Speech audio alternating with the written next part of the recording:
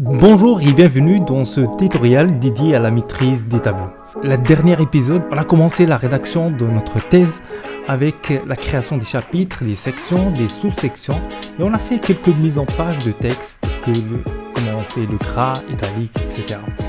Et on a fini avec l'insertion des images. Et on a vu également comment insérer une étiquette afin de faire une référence à la figure.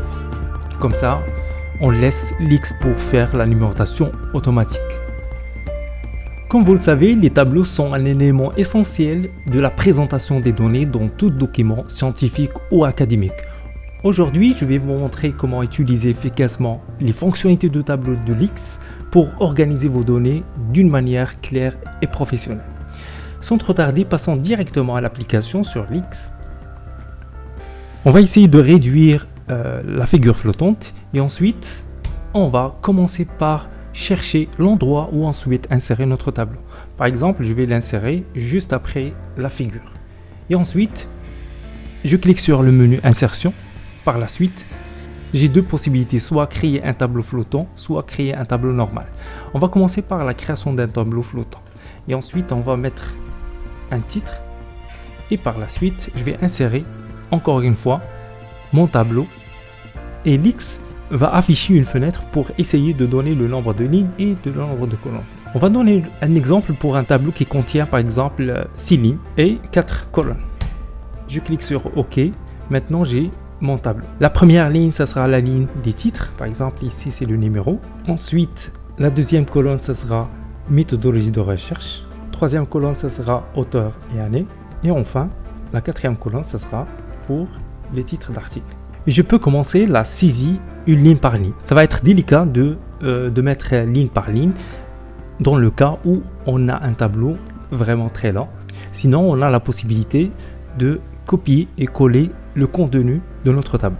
Ici, par exemple, on va mettre ici copier, ensuite coller.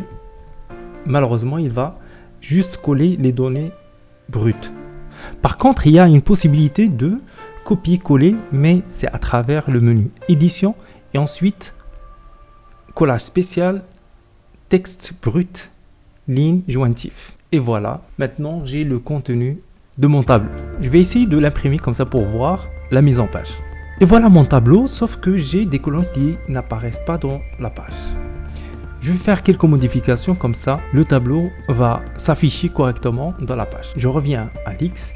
Et ensuite, je vais essayer de réduire la taille de chaque colonne, surtout la colonne qui concerne le titre. Pour le faire, bouton droite, ensuite paramètres, ensuite je vais essayer de mettre par exemple la largeur en pourcentage et non pas en centimes.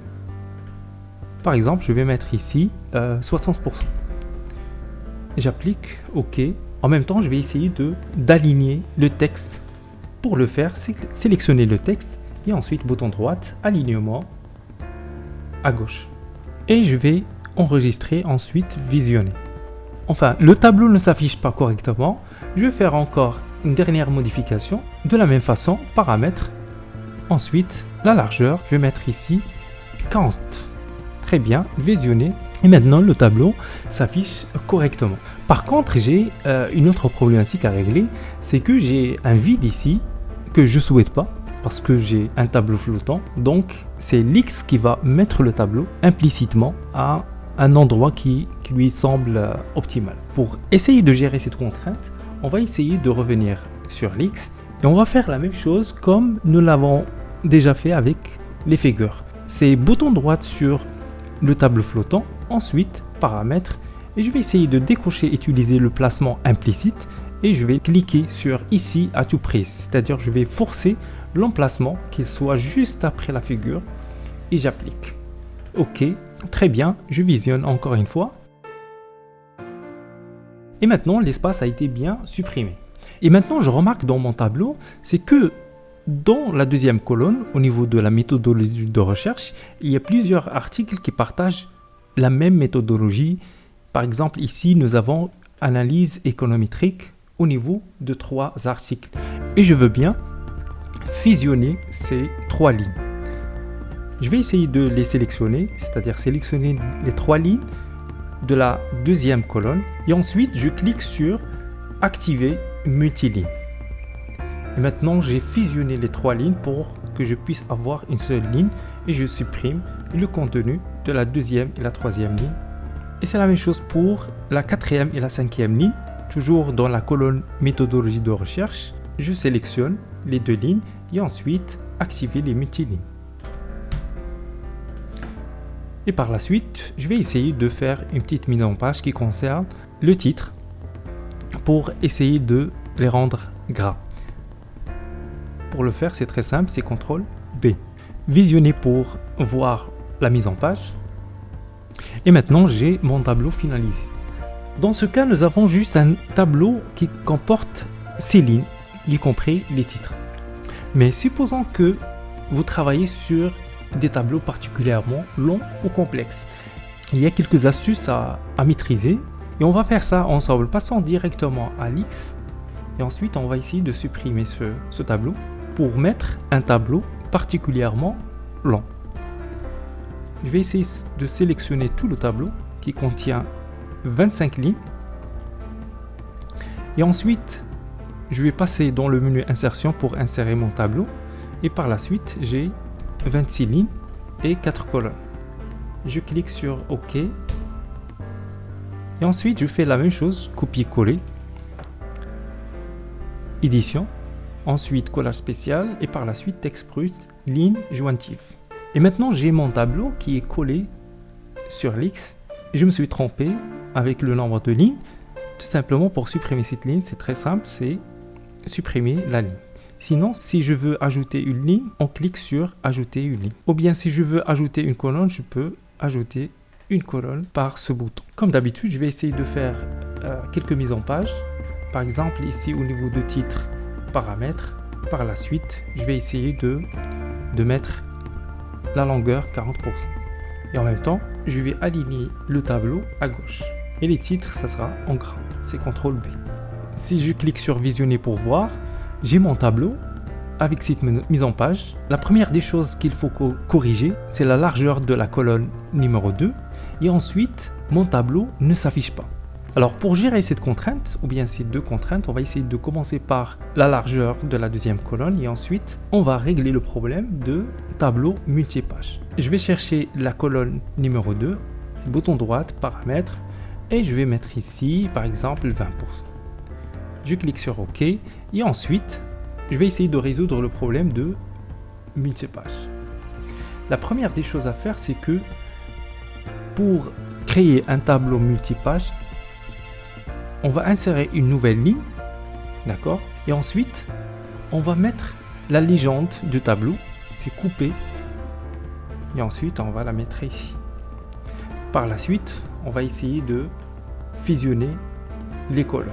Vous pouvez laisser la légende ici, sinon on peut la faire remonter vers le haut. Par la suite, je vais essayer de copier le tableau tout entier et je vais le coller ici. Pour rendre ce texte comme légende de tableau, c'est bouton droit, paramètres et ensuite on cherche tableau multipage. On va cliquer ici, utiliser un tableau multipage. Et ensuite, on va chercher légende pour la case actuelle qui est la ligne 1, la colonne 1. Parce que la première ligne, on a juste une seule colonne et une seule ligne. OK. Et puisque j'ai un tableau multipage, donc je veux que cette première ligne qui concerne les titres s'affiche dans la page suivante. Et même si j'ai plusieurs pages, à chaque fois, le tableau passe à la 2e page, je veux que le titre s'affiche. Pour le faire, c'est très simple, c'est on cherche la ligne du titre et ensuite bouton droit, paramètres. Et également, on doit cocher utiliser un tableau multipage et on doit activer cette case qui est la ligne 2 comme étant en tête de tableau. Je clique sur OK et je vais visionner mon document. Comme vous voyez avec moi, nous avons ici la légende de tableau, d'accord? Et ensuite, nous avons le titre de tableau. Le tableau commence par le premier article, le 2e article, il passe à la 2e page et il reprend la ligne des titres, et ainsi de suite. En ce qui concerne les tableaux, il nous reste une partie très importante, c'est comment créer une étiquette pour faire référence à notre tableau. revenons à l'X et ensuite on va faire la même chose que nous avions fait avec les figures.